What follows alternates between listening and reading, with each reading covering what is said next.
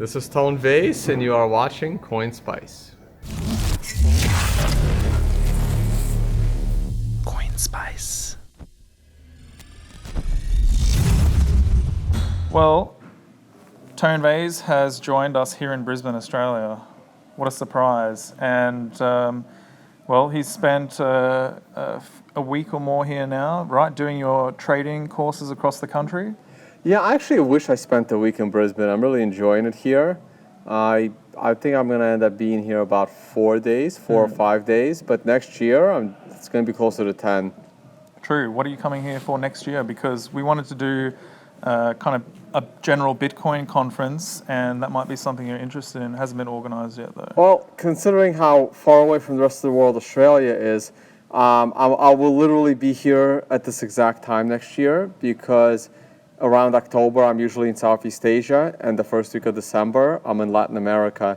So Australia makes it a perfect destination as I go from Southeast Asia towards South America. So if you guys were thinking of organizing something in the beginning of your summer, it'd be great if you guys did something at the end of November, and I would love to come back to Brisbane. Cool. Brisbane, I would totally agree that it is the best capital city in Australia. We do have the most merchant adoption here in regards to cryptocurrency adoption.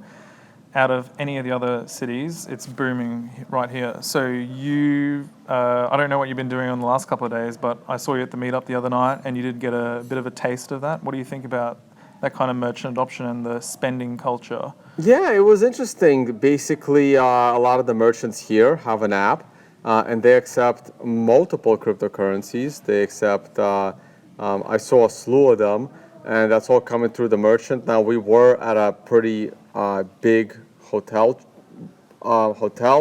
and I actually asked if they held on to any of the crypto. They actually don't, but I am hearing that there's a fair number of merchants here that do hold on to the crypto. With the recent drops that we had across the board, they may not be happy about that, but hopefully you guys are going to start bringing a lot more merchants now, and they're going to be able to catch the bottom of the market instead of catching somewhere at the top. Of course. The specific system that you're referring to, it's called Travel by Bit, and they have a point-of-sale system that they help merchants get onboarded to, and then actually they are converting it to fiat currency for them so they don't have to deal with the volatility, and that's assisted in signing up a lot more merchants than there would probably be normally, and contributing to the big merchant adoption that we've got here. So, more on to yourself. I wanted to know, what is your opinion on the Darknet marketplaces and spending cryptocurrency on these dark web marketplaces for goods and services? I really don't have an opinion. I try not to make moral judgments on money, right? Like, people can spend their hard-earned money any way that they like. It's not really up to me to judge. Latest statistics say that the use of cryptocurrency in darknet markets is kind of decreasing because people do realize that it's not that private, and if they want to catch you, they'll catch you. An arrow is not going to make the situation any better. I don't see it as a bad thing or a good thing. I just see it as a thing. And I think that right now, Bitcoin hasn't yet adopted any features that would increase its fungibility and its privacy. But if, there's a couple of reasons for that. One is they're still, working on the latest things in snort and some of the other privacy focused features. In addition, there's really no dire need to get them in immediately. I think that the core developers, after the whole insanity over trying to get SegWit in, they're not exactly in a rush to try and get another soft fork in there that may be controversial. Just let people keep doing what they're doing for now.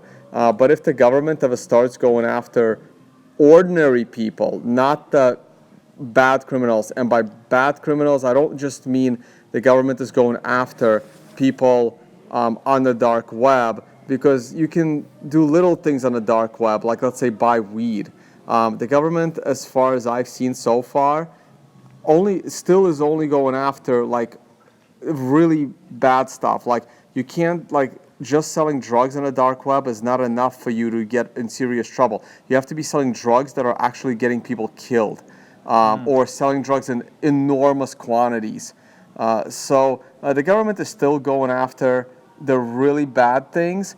So until they start going after the ordinary citizens or the minor little things, there's really no giant push to get this kind of privacy in there.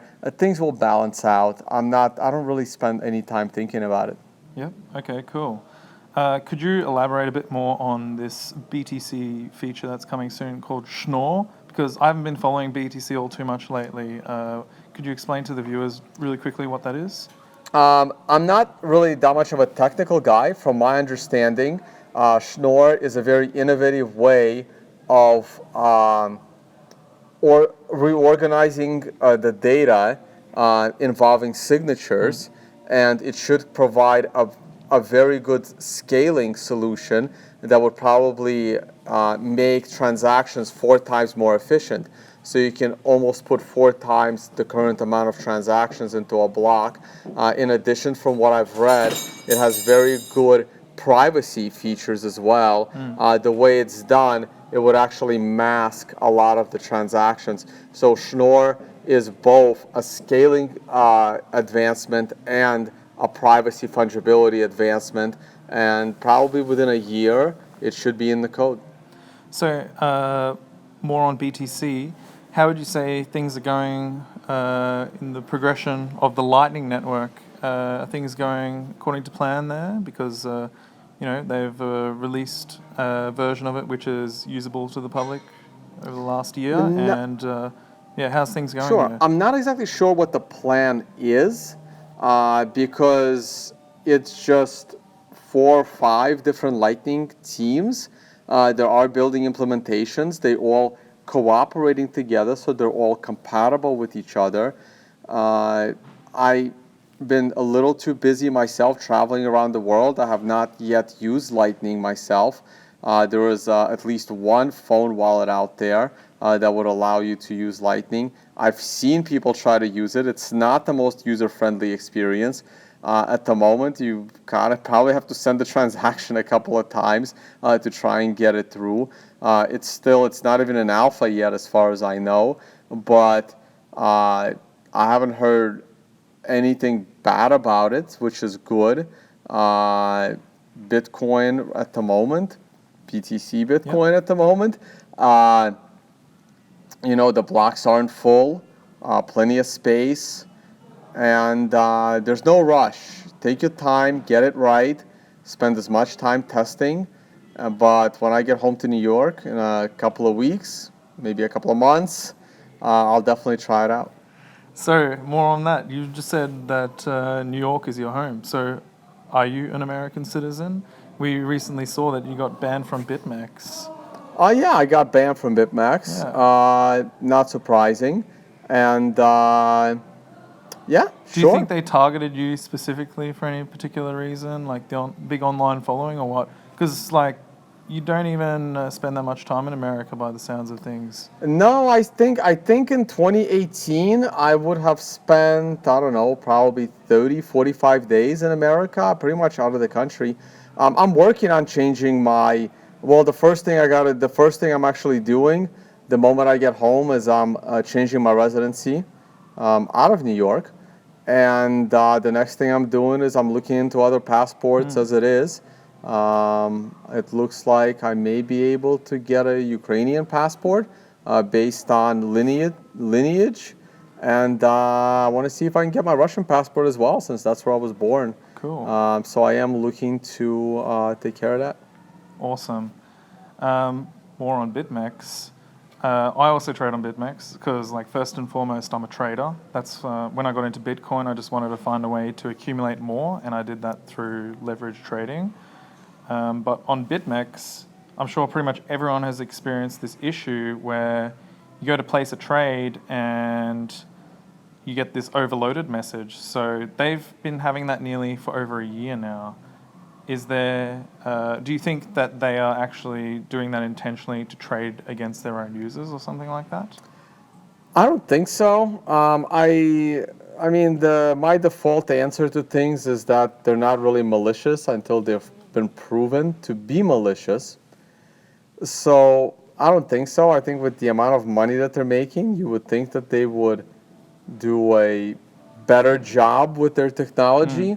I personally haven't experienced it, but again, I barely ever trade because I'm on the road all the time. Yeah, right. Well, if you're on the road all the time, are you using Bitcoin yourself to spend and like pay for travel and other expenses, or how do you? I do not. I still use traditional finance methods for my expenses. I still have some savings. I do have fiat income coming in from my YouTube channel and other means, and I try to hodl that Bitcoin, waiting for the next bull run. And my expenses are very low. I pretty much I try to leverage the conferences to pay for my travel to get there. And every time I go to a city, people like to take me out to dinner, to talk to me, to pick my brain. So I kind of travel somewhat cheaply, and I try not to spend too much money, and it works out really well. Excellent. So, in closing, well, how have you enjoyed the poker here tonight? Was it some pretty fierce competition based on? Yeah, it was what you pretty good. experienced I mean, before? anytime you're in a room with crypto people and there's a poker game going on, pretty much within a few minutes you realize there's like 2 or 3 people at your table that actually play for a living. There's a huge component of the crypto community that's, semi-professional poker players, and it's good practice. I mean, I will be doing my conference in Las Vegas where there is a serious poker game going on, and that will be. She's one of the professional players here locally. So. And this is good practice for me. There'll be a couple of professional players at the game. So this was great. I really enjoyed it. Sweet. Yeah, it's been good fun. So thanks for coming to Australia, Yeah, Tone. thank you. Hopefully you can come back soon. Yeah, Awesome. thanks for having me on. Don't forget to hit the like button, share this video, and subscribe so you don't miss any future spicy uploads.